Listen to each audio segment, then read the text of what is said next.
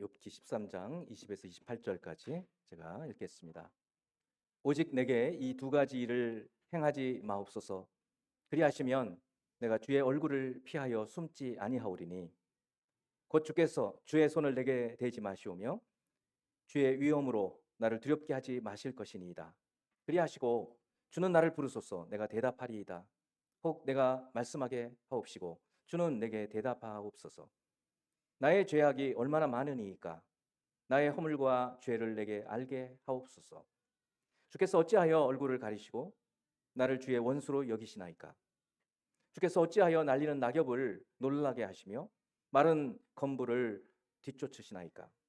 주께서 나를 대적하사 괴로운 일들을 기록하시며 내가 젊었을 때에 지은 죄를 내가 받게 하시오며 내 발을 착고에 채우시며 나의 모든 길을 살피사 내 발자취를 점검하시나이다. 나는 썩은 물건의 낡아짐 같으며 좀 먹은 의복 같으니이다. 아멘. 곁에 계신 분들은 축복할까요? 여러분은 축복합니다. 주님의 이름으로 축복합니다. 여러분 가운데 혹시 하나님께서 침묵하신다. 하나님 왜 내 기도에 응답을 안 하시고 기도를 듣지 않으시는 것 같은 그런 시간을 좀 지내보신 적이 있는지 모르겠습니다. 기도해도 응답이 없고 억울하고 아픈 일이 생겼는데 하늘이 닫힌 것 같은 그런 때 말이죠. 오늘 본문의 욥은 바로 그런 시간을 통과하고 있습니다. 저도 뭐 그렇게 길지는 않지만 그런 기간을 겪은 경험이 있습니다. 욥은 말할 수 없는 고난 속에서 하나님을 향해 말을 걸고 있습니다. 그러나 하나님의 응답이 없습니다. 그럼에도 불구하고 욥은 계속해서 하나님께 부르짖고 있습니다. 사방이 막힌 것 같은 그런 때, 마음이 답답할 때, 여러분 어떻게 하십니까? 오늘은 욥기를 통해서 욥이 하나님께 기도하는 모습을 보며 우리도 정말 막막한 때, 답답한 때 어떻게 하나님께 기도할까? 이거를 함께 배워가고 또 실행해가는 저희가 되기를 바랍니다. 먼저 욥의 상황을, 욥이 어떤 사람이고 지금 욥은 어떤 상황 속에 있는지를 잠시 말씀을 좀 드립니다. 욥은 믿음이 참 좋은 사람이었습니다. 얼마나 좋았느냐? 오늘 성경이 얘기해주고 있는데 욥기 1장 1절입니다. 우스 땅에 욥이라 불리는 사람이 있었는데 그 사람은 온전하고 정직하여 하나님을 경외하며 악에서 떠난 자더라. 온전하다는 말이에요. 온전. 이 사람은 온전해요. 그냥 그 하나만으로도 끝이잖아요. 근데 온전하고 정직하고, 정직하다는 것은 올곧다는 거예요. 이랬다 저랬다 하는 것이 아니라 이 성품이 쭉 일직선으로 가는 그런 사람. 시종 끝과 시작과 끝이 똑같은 사람이었다는 거예요. 그리고 하나님을 경외하는 사람이에요. 그리고 악에서 떠난 사람이에요. 하나만 해도 훌륭한 사람인데 이 네 가지가 다 들어있어요. 뿐만 아니라 하나님께서 이 욥에 대해서 얼마나 훌륭하게 보셨는지 사탄에게 자랑할 정도예요. 욥기 1장 8절을 보면 여호와께서 사탄에게 이르시되 네가 내 종을 주의하여 보았느냐? 좀 자세히 좀 봤어 내 종 욥. 그와 같이 온전하고 정직하여 하나님을 경외하며 악에서 떠난 자는 세상에 없느니라. 하나님이 이렇게 칭찬하시는 사람이 없어요, 성경에. 이 정도의 사람이에요. 그런데 말이죠. 바로 이런 욥에게 하루아침에 전 재산을 잃어버리는 재난이 닥칩니다. 뿐만 아니라 한꺼번에 10명의 자녀들이 다 죽어버려요. 큰 폭풍이 불어가지고 기둥을 이제 무너뜨려서 함께 있던 자녀들이 다 죽습니다. 그리고 이제 욥에게 몸에 머리에서 발바닥까지 종기가 나는데 너무 가려우니까 피부병 때문에 가벼워서 막 기와장으로 긁어야 될 정도. 거기서 끝이 아니에요. 인간관계에서도 아주 최악입니다. 가장 가까운 사람이 누구예요? 아내죠. 아내가 뭐라 그러냐면 쉬운 성경을 보면 이렇게 번역했어요. 당신이 그래도 신앙을 지킬 것입니까? 차라리 하나님을 저주하고 죽어버려요. 이렇게 얘기할 정도. 그 욥의 아내가 계속 같이 살았는지 안 살았는지 잘 모르겠어요. 이렇게 말할 정도. 거기에다가 이 욥의 이런 상황, 참혹한 상황, 정말 훌륭했는데 이런 참혹한 재난을 당한 상황을 들은 친구들이 셋이서 찾아와서 처음에는 함께 애통하고 7일 동안 같이 애통하고 웁니다. 그리고는 욥에게 네가 이런 어려움을 당한 것은 분명히 너한테 숨겨진 뭔가 죄가 있을 거야. 이렇게 얘기를 하기 시작하면서 욥에게 회개를 촉구합니다. 무려 욥기가 42장으로 되어 있는데 4장부터 31장까지 무려 28장, 그러니까 42장인데 28장이면 뭐 거의 3분의 2도 넘지 않습니다. 그러니까 거의 대부분이 욥과 그 친구들 사이에서의 대화예요. 욥이 뭐라고 하면 친구들이 거기에 대해서 정죄를 해요. 비방을 합니다. 너 무슨 죄가 분명히 숨겨져 있어서 이런 어려움을 당하지, 그냥 까닭없이 어려움 당한 일이 그런 일은 없어. 그 권선징악적인 그런 관점으로 욥을 정죄합니다. 그러면 그 말을 듣고 아니야, 나는 물론 내가 죄인인 건 아는데 내가 이럴 정도로 이런 재앙이 닥칠 정도로 내가 잘못한 건 없어. 그러면 또 친구들이 뭐라고 해요? 계속해서 무려 8번이나 걸쳐서 그냥 욥을 막 치는 겁니다. 말로 치는 거죠. 이게 욥기의 내용이에요. 그리고 이제 오늘 본문이 13장 본문이 들어있는 겁니다. 이 소발이라고 하는 친구가 욥에게 너 보니까 굉장히 교만한 것 같아. 그리고 분명히 너 숨은 죄가 있어. 이렇게 얘기를 했을 때 굉장히 길게 12장에서 전체에 걸쳐서 친구에게 이렇게 말을 하고, 그리고 13장 오늘 본문에 와서 기도를 합니다. 욥은 친구들과 이 설전을 벌이지만 끝에는 꼭 하나님께 하소연을 해요. 친구들은 자기를 모르니까 하나님께서는 사정을 하시니까 하면서 기도를 해요. 그래서 저는 오늘 본문을 통해서 아까 저도 구체적으로 뭐 길게 말씀드릴 수는 없지만 교회를 이렇게 세우고, 저는 그런 계획이 없었던 사람인데 목사가 되고 교회를 세워가게 되고, 그것도 처음부터 이렇게 안 하고 가정에서 또 학원에서 그리고 이제 이곳에 와서 해가는데 너무 힘든 거예요. 무엇보다도 재정적으로 어려운 거예요. 그때 정말 사방이 꽉 막힌 것 같은 거예요. 그런 때를 좀 돌이켜 보면서 오늘 말씀 묵상해 보고, 여러분들도 분명히 그런 순간이 와요. 인생에서 한두 번은 분명히 오는 것 같아요. 그러니까 도저히 이제 다 끝났나? 모든 게 끝이다. 이런 생각이 드는 그런 때에, 다른 때는 기도하고 기도응답 받는 거 뭐 그게 절박하진 않을 수 있어요. 그런데 이런 어려운 때에 기도를 들어주시지 않으면 막막하지 않습니까? 하나님도 말씀을 안 들어주시면 바로 그런 때 욥이 지금 그렇게 기도하는 거거든요. 그래서 너무너무 고통스럽고 이제 의지할 것이 아무것도 없다 그런 생각이 드는 분이 혹시 계시다면, 그리고 인생에서 그런 때가 온다면 그럼 어떻게 기도해야 될 것인가를 오늘 이 욥을 통해서 배우자는 것입니다. 먼저 언제 어떤 상황에라도 기도하자 그런 얘기예요. 한번 따라습니다. 언제 어떤 상황에라도 기도합시다. 여러분 평소에 기도를 하시죠? 물론 이제 막 예수를 믿거나 그런 분들은 기도하는 방법을 잘 모를 수도 있고 그래서 기도를 안 할 수도 있어요. 그런데 기도는 정말 하나님이 우리에게 주신 은혜입니다. 은혜.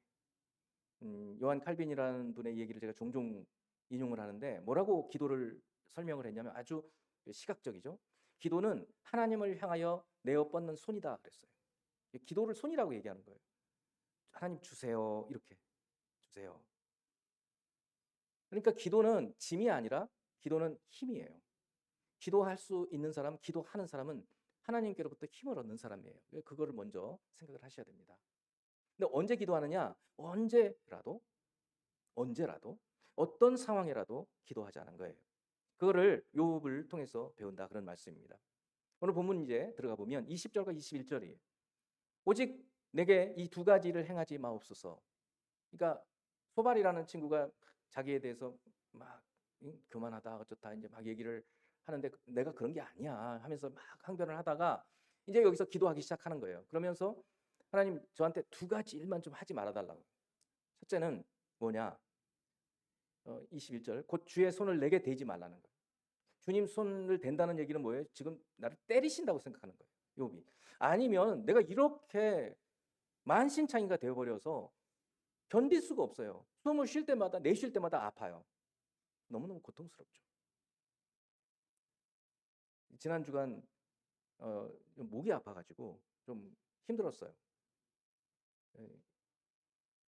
오늘 새벽에도 보통 한 5시쯤 일어나서 이제 설교 다시 한번 교정하고 하는데 2시에 깨서 기침 때문에 일어나서 따뜻한 물 데워서 마시고 딱 잤는데 보니까 2시 40분이에요. 또 일어나서 마시고 또 자. 3시 반에도 또 그러고. 그러니까 이제 그리고는 어제 밤에 먹었던 약 기운 때문에 이제는 한 5시 반쯤 넘어서 일어났는데 정신을 차릴 수가 없을 정도가 돼버린 거예요. 이게 아무것도 아니에요. 우리 교우 중에 어떤 한 분은 기침 때문에 이렇게 누워서 주무실 수도 없는 분이 계세요.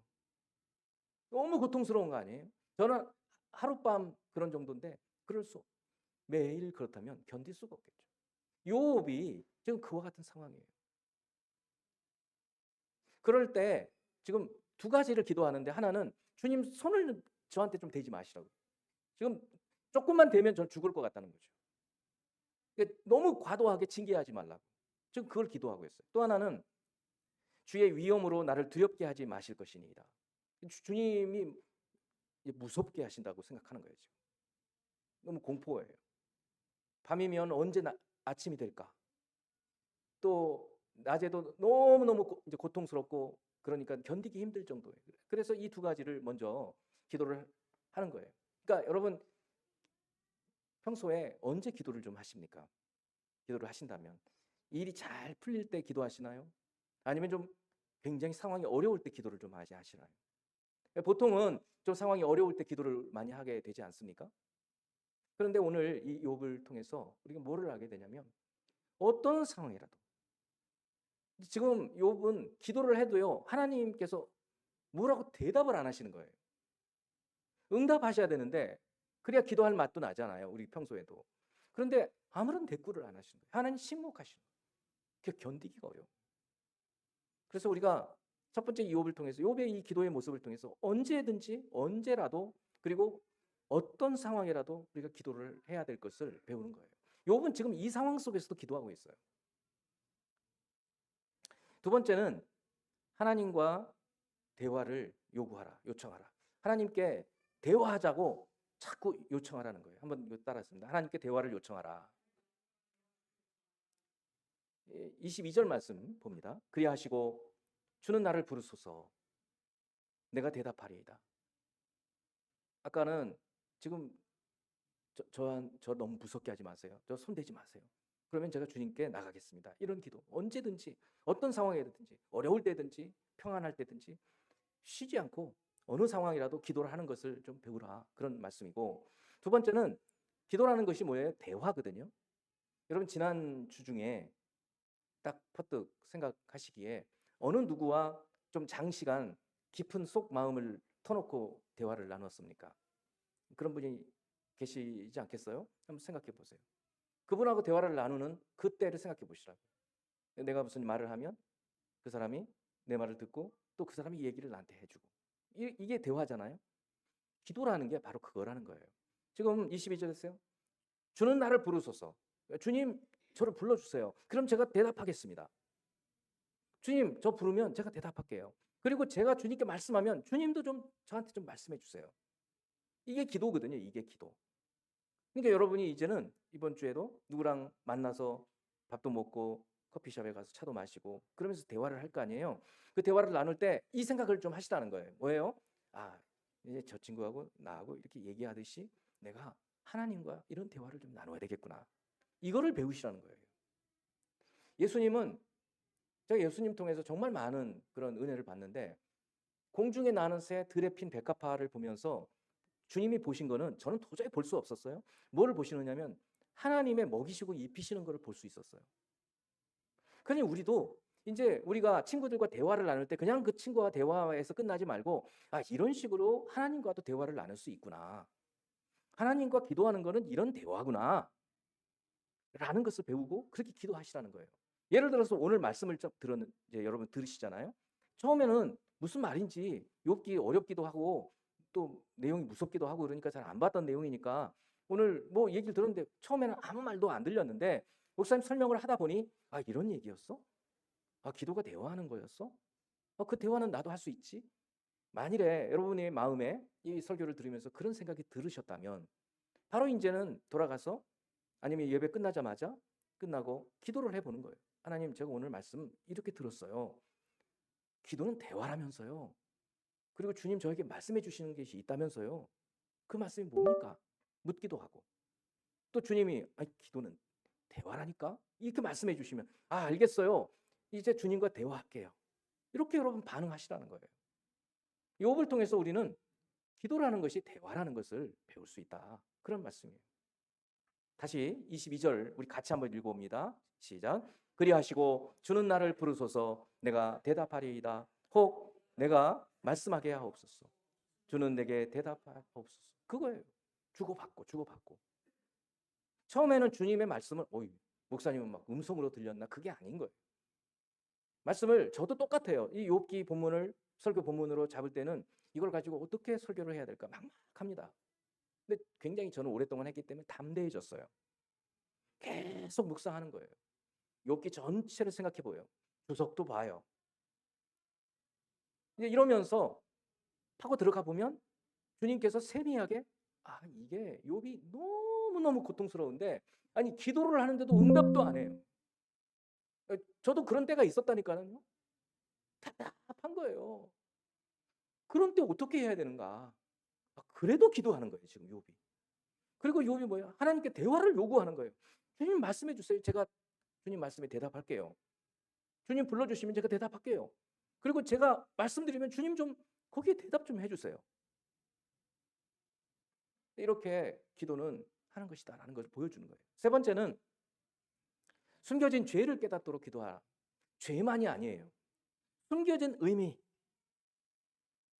숨겨진 뜻, 이것을 알도록 기도하라는 거예요. 왜냐하면 지금 욥이 너무 고통스럽다고요. 욥은요, 욥기는 1장과 2장을 제대로 알아야 욥기를 이해할 수 있어요. 그리고 욥기가 아까 말씀했지만 4장에서 31장까지 전체가 세 친구와 욥이 대화하는 그런 얘기가 되어 있고 32장부터 37장까지는 엘리후라는 사람이 젊은 사람인데 이 사람이 얘기하는 것 그리고는 마지막에 하나님께서 말씀하시는 이런 구조로 되어 있는데 이런 구조 속에서 도대체 욥은요 아까 처음에 그랬잖아요. 온전하고 정직하여 하나님을 경외하고 악에서 떠난 자가 세상에 없다. 아니 그런데 왜 이런 어려움을 당하느냐 이거. 우리는 조금만 어려운 일이 당해도 내가 무슨 잘못한 거 아닌가 이런 돌아보라 그랬잖아요. 근데 아무리 돌아보아도 욥은 스스로 생각하기에 내가 내 죄 때문에 이런 고난을 당하는 것 같지 않다고 생각을 하는 거예요. 근데 친구들은 부덕부덕 너 무슨 숨겨진 죄가 있어서 그러라고 얘기를 하는 거예요. 누가 맞았어요? 욥이 맞았어요. 욥은 죄 때문에 이런 고난을 당하는 게 아니었어요. 그럼 무엇 때문이에요? 욥기 1장과 2장 때문이에요. 사탄이 하나님 앞에 가서 아니 욥이 저렇게 하나님이 잘 부자가 되게 하고 자녀도 잘 낳고 뭐 모든 것을 다 잘 되게 하니까 욥이 하나님을 섬기지. 아니 한번 그 재산 싹 가져가 보고 자녀들이 없어지고 그러면 뭐 분명히 욥이 하나님을 비방하고 욕할 겁니다. 그래? 한번 해봐. 그런 거예요. 또 한 번 그러는 거예요. 아니 다른 건 다 근데 자기 몸이 건강하니까 그렇잖아요. 그 몸에 좀 아파 보게 한번 해보세요. 그럼 분명히 욥이 하나님 비방할 거예요. 그래? 해봐. 이렇게 해서 시작된 거예요. 그러니 이런 일은 우리에게 일어나지 않는 일입니다. 사실은. 근데 이 속에 하나님의 뜻이 숨겨져 있는 거예요. 그걸 우리가 모르잖아요. 기도하면서 뭘 기도하느냐? 하나님의 숨겨진 뜻, 혹시 우리 가운데 숨겨진 죄 이런 게 있으면 기도를 통해서 그것을 회개하고 돌이키고 그리고 하나님의 숨겨진 뜻을 알려달라고 기도하라는 것이에요. 23절이 13장 23절 나의 죄악이 얼마나 많으니까 나의 허물과 죄를 내게 알게 하옵소서. 어렵죠? 어렵지 않습니까? 이 말씀? 왜 어렵습니까? 앞뒤가 안 맞는 것 같지 않아요? 나의 죄악이 얼마나 많습니까? 나의 죄악이 많습니다. 나의 허물과 죄를 내게 알게 하옵소서. 말이 안 맞잖아요. 아니, 내가 내 죄가 많다고 자기가 알고 있는데 그러면서 하나님께 내 죄가 뭔지 좀 알려주세요. 이게 논리적으로 안 맞잖아요. 그러니까 이게 성경을 이제 잘 보시면 이게 쉽지가 않아요. 그래서 제가 쉬운 성경을 한번 찾았어요. 쉬운 성경이 이렇게 번역을 해요. 저의 허물과 죄가 얼마나 많습니까? 제가 반역한 일과 죄를 보여주십시오. 아니, 말은 좀 쉽게 했는데 그래도 앞에서 내 죄가 많아요. 제 죄가 뭔지 좀 알려주세요. 이렇게 되어 있잖아요. 그러니까 그 가운데 뭔가 공백이 있는 거예요. 제가 그걸 설명해 드려볼게요. 하나님, 제 죄가 많습니다. 저도 그거 알아요. 그리고 여기 괄호 말씀 성경에 기록되지 않지만 들어있는 내용은 뭐냐면, 그런데 하나님, 제가 이 정도는 아니지 않습니까? 제가 이 정도로 재앙을 받고 고난을 받을 정도로 제가 죄를 지었습니까? 그 죄가 뭔지 좀 알려주세요. 이런 얘기라고요. 여러분, 그렇게 보면 이해가 되지 않았어요? 이해가 되는 거예요. 우리 그럴 때 있지 않습니까? 정말 그래서 답답하고 또 어떻게 하소연할 수도 없고 사람한테 말해봤자 소용이 없어요. 욥의 친구들을 보면 알 수 있어요. 사람들은요, 우리 다 잘 모릅니다. 제일 잘 아시는 분이 하나님이에요. 그래서 결국은 욥은 하나님께 이렇게 말씀을 드리는 거예요. 그래서 욥은 제가 이 정도로 고난을 받을 정도로 잘못한 죄가 있는지 그 허물 죄 그걸 좀 알려주세요 라고 기도하는 거예요. 근데 제가 말씀드렸죠, 꼭 어떤 숨겨진 죄를 위해서만 우리가 기도하는 것이 아니라 어느 때는요, 상황이 이해가 안 갈 때가 있어요. 어떤 사람이 이해가 안 갈 때가 있어요. 그럴 때 그것을 깨닫게 해달라고 기도하라는 거예요. 욥기는요, 지혜서입니다. 지혜서. 그래서 다음 주 본문을 통해서, 다음 주 본문이 23장인데요. 그 본문을 통해서 이 지혜가 어디서 오는가, 그것에 대한 말씀을 할 거예요. 성경은 정말 이 지혜가 담겨져 있어요. 잠언, 전도서, 아가서, 시편도 마찬가지예요. 이 시가서들이 시이면서 동시에 지혜서들이에요. 하나님의 숨겨진 뜻들을 추구해 가는 거예요. 그래서 처음에는 성경이 거짓말같이 보여요. 왜냐하면 아까처럼 모순이거든요. 안 맞아요. 내가 죄 많이 지었습니다. 내 죄가 뭔지 알려주세요. 말이 안 맞잖아요. 근데 그 속에 담겨져 있는 그 행간의 뜻을 이해를 하게 되면 기가 막힌 지혜를 우리에게 보여주신다는 것이에요. 우리는 욥하고는 좀 달라요. 그래서 우리가 어려움을 당하고 답답한 일을 당하고 도저히 뭔가 풀려지지 않고 그럴 때는 늘 말씀을 드리지만 기도하면서 우리에게 숨겨진 죄가 무엇인지 찾아야 된다 그랬어요. 그리고 회개해야 해요. 이사야 59장 2절에도 보면 오직 너희 죄악이 너희와 너희 하나님 사이를 갈라놓았고 너희 죄가 그의 얼굴을 가려서 너희에게서 듣지 않으시게 함이니라. 그러니까 우리 기도를 하나님께서 언제 안 들으시냐면 우리가 죄를 품고 욕심을 품고 기도할 때 주님께서는 기도 응답을 안 하시는 거예요. 그러니까 욥도 지금 이 기도가 필요한 거예요, 사실은. 그런데 하나님과 사탄 사이에 무슨 일이 있었는데 욥은 까마득하게 모르고 있기 때문에 친구들도 모르는 거죠. 이 세상에 있는 사람은 알 수가 없어요. 우리가 지금도 하늘에서 하나님께서 어떤 뜻들을 저를 향해서 여러분을 향해서 가지고 계시는지 우리가 명확하게 알 수가 없단 말이죠. 그래서 말씀을 통해서 상황을 통해서 이렇게 분별해 가는 거예요. 그래서 분별력이 중요한 겁니다. 그 분별력은 어디서 오냐면 성령으로부터 오는 거예요. 성경을 풀어주시는 성령으로부터 오기 때문에 계속해서 그 분별력을 키워가는 거예요. 이 욥은 지금 이 기도를 하고 있는 거예요. 숨겨진 죄, 뜻, 하나님의 뜻, 이것을 분별해내고 이것을 알게 해달라고 기도하라는 거예요. 저와 여러분도 이렇게 하나님의 숨겨진 뜻, 많은 상황들이 있잖아요. 자녀를 양육할 때 특별히 도무지 저놈 이해를 못할 때가 있잖아요. 그것을 위해서 하나님께 묻고 또 묻고 또 묻고 대화해 보면 나중에는 잘하게 되어지는 거죠. 마지막으로 이 욥을 통해서 답답할 때 무엇을 배우게 되는가? 기도에 대해서 연약한 인생을 긍휼히 여기시는 하나님께 구하라. 인생의 연약함을 배우게 돼요. 마지막 이제 24절에서 28절까지 본문을 한번 보세요. 여러분 잘 이해가 잘 안 돼요. 한번 이제 읽어볼게요. 다시. 주께서 어찌하여 얼굴을 가리시고 나를 주의 원수로 여기시나이까? 지금 욥은 하나님께서 너무 큰 재앙을 주시고 기도를 해도 지금 응답을 안 하시기 때문에 하나님께서 자신을 원수로 여긴다고 생각하는 거예요. 그리고 하나님 얼굴을 가렸다고 생각하는 거예요. 성경에서 구약에서 얼굴은 하나님의 영광이고 하나님의 응답이고 그거예요. 얼굴을 가리시면 숨어 계시는 하나님, 이사야는 그런 표현을 써요. 진실로 하나님은 숨어 계십니다. 숨어 계시는 하나님입니다. 이렇게 얘기를 할 정도예요. 그러니까 하나님 뜻을 금방 알면 좋겠는데 도무지 모르겠어요. 그래서 이렇게 하소연하는 거예요. 어찌하여 왜 이러십니까 하나님? 이렇게 부르짖는 거예요. 25절에서 주께서 어찌하여 날리는 낙엽을 놀라게 하시며 마른 건물을 뒤쫓으시나이까? 지금 날리는 낙엽이 누구예요? 자기예요. 그리고 바람에 막 날려가는 마른 건물이 누구예요? 자기예요.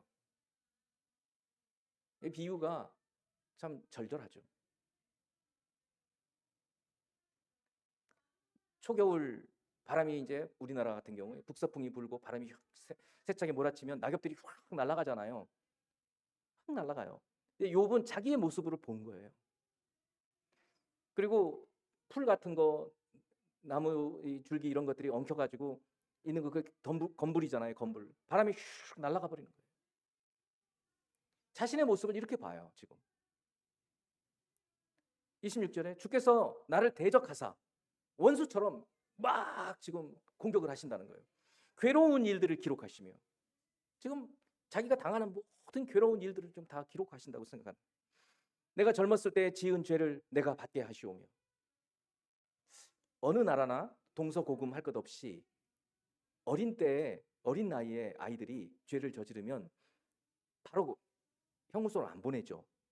소위 촉법소년이라는 게 있잖아요. 촉법소년. 그래서 그걸 악용하는 그런 사례도 있어요. 그러니까 어릴 때 지은 죄는 그거를 처벌을 잘 안 한단 말이죠.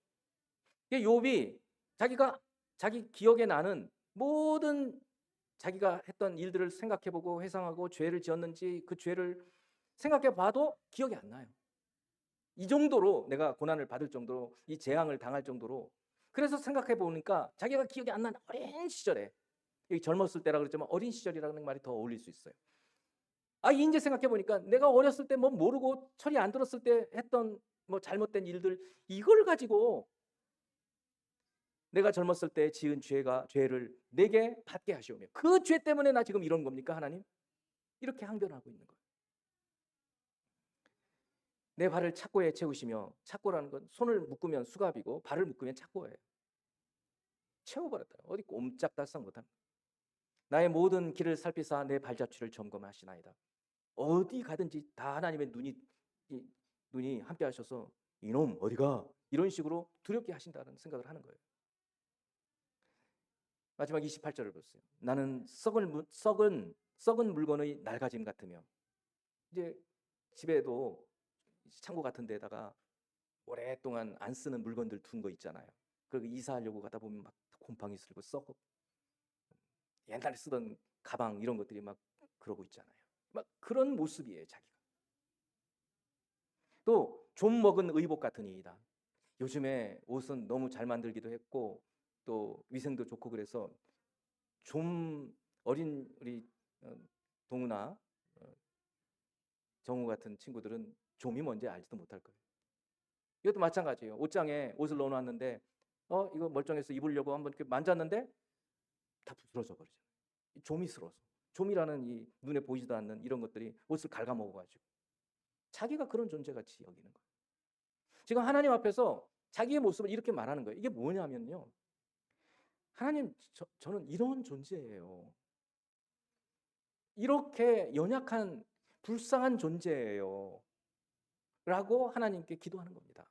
여러분, 예수님께서 그 고난주간 마지막 주간 가시기 위해서 요단강 동편에 계시다가 요단강을 건너서 첫 번째 있는 도시가 여리고거든요. 여리고. 그 여리고에 들어가셔서 여리고를 이렇게 지나가실 때 어떤 사람이 소리치는 이야기가 나오지 않습니까? 이름이 뭐예요? 바디메오. 디메오의 아들 바디메오. 이 사람이 사람들이 막 지나가는 소리가 평소에 안 들리던 사람들이 소리가 지나가니까 이거 무슨 소리냐? 그랬더니 사람들이 이 나사렛 예수께서 지나가신다. 그러니까 이 사람이 뭐라고 하죠? 다윗의 자손 예수여 나를 불쌍히 여기소서 이렇게 외칩니다. 이 바디메오는요 눈이 안 보여요. 소경이에요. 그러니 뭐 하고 살 수가 없어요. 그래서 하는 일이 동냥하는 일이에요. 거지예요. 비참한 인생이죠.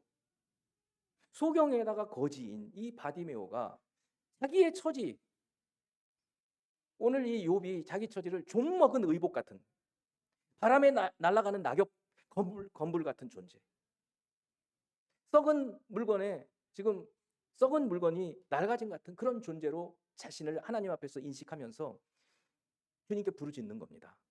뭐라고? 다윗의 자손 예수여 나를 불쌍히 여겨달라는 거예요. 불쌍히 여겨달라. 이 기도입니다. 우리가요 아까도 저 어젯밤에 그랬죠. 인생이 참 약합니다. 연약해요. 여러분도 어느 때 좀 몸이 아프면 정말 고통스럽고 그때서야 내가 정말 약하구나 하는 것을 깨닫지 않습니까? 그런데 보통 때는 그거를 몰라요. 그래 교만해지죠. 오늘 그래서 우리가 욥을 통해서 어떻게 기도해야 되는가? 이 이미지를 한번 보세요. 바람에 날려가는 낙엽. 이제는 낙엽을 보면서 욥기 생각해 보세요. 저런 의미 없는 존재와 같은 그런 불쌍한 존재가 나인데 그렇게 불쌍히 여겨달라고 하나님께 기도해야겠구나 하는 것을 배우는 겁니다. 나를 불쌍히 여기소서. 그래서 인생이 얼마나 연약하고 불쌍한 존재인지를 하나님께 아뢰면서 기도하자. 그런 말씀입니다. 여러분 인생을 생각해 보시면서 정말 사방에 막 우겨쌈을 당하고 다 막혀 있는 그런 것 같았던 때에 여러분 어떻게 그 어둠의 터널에서 나오게 되셨는지 생각해 보시고 이제 앞으로 우리가 조금이라도 어려운 일을 당할 때 어떻게 이겨내는가? 오늘 욥을 통해서 그 기도를 하는 겁니다. 첫째는 언제라도 어떤 상황이라도 하나님께 기도함으로 내 문제를 아뢰고 내 문제를 해결해야 되겠다. 그런 여러분들이 되기를 바랍니다. 두 번째는 하나님께 대화를 요청하라는 거예요. 하나님께 묻고 물으면 하나님께서 말씀해 주시면 그 말씀을 듣고 아멘하고 말씀에 순종해가고 또 설교를 통해서 아니면 성경 통독을 통해서 하나님께서 무슨 말씀을 해주시는 것 같으면 그 말씀 붙들고 주님 제가 이 말씀대로 어떻게 살아야 될까요? 라고 또 묻고 기도하고 여러분 지금 이 상황인데 주님 이 상황 속에 내가 왜 있습니까? 지금 내가 왜 이렇습니까? 이런 것도 묻고 그때 주님께서 성경을 통해 말씀해 주시면 그 말씀대로 살고 이렇게 하라는 거예요. 그리고 세 번째는 숨겨진 죄, 숨겨진 뜻을 알게 해달라고 분별력을 갖게 해달라고 계속 기도하라는 거예요. 그리고 마지막에 우리의 있는 모습 그대로 인생이 얼마나 타락해버린 아담의 후손들이 얼마나 불쌍한 존재인지를 주님 앞에 말씀을 드리면서 이 불쌍한 인생을 긍휼히 여겨달라는 이런 기도를 하면서 살자. 욥을 통해서 오늘 이 기도를 배우는 것입니다. 잠시 한번 오늘 말씀 중에 한 가지 붙들고 주님 이제 욥기를 전체는 다는 모르지만 그래도 어느 정도 이제 알게 되었는데 저도 욥을 통해서 이렇게 기도하는 사람이 되게 해주세요 하고 잠시 기도하는 시간 갖겠습니다. 기도합니다.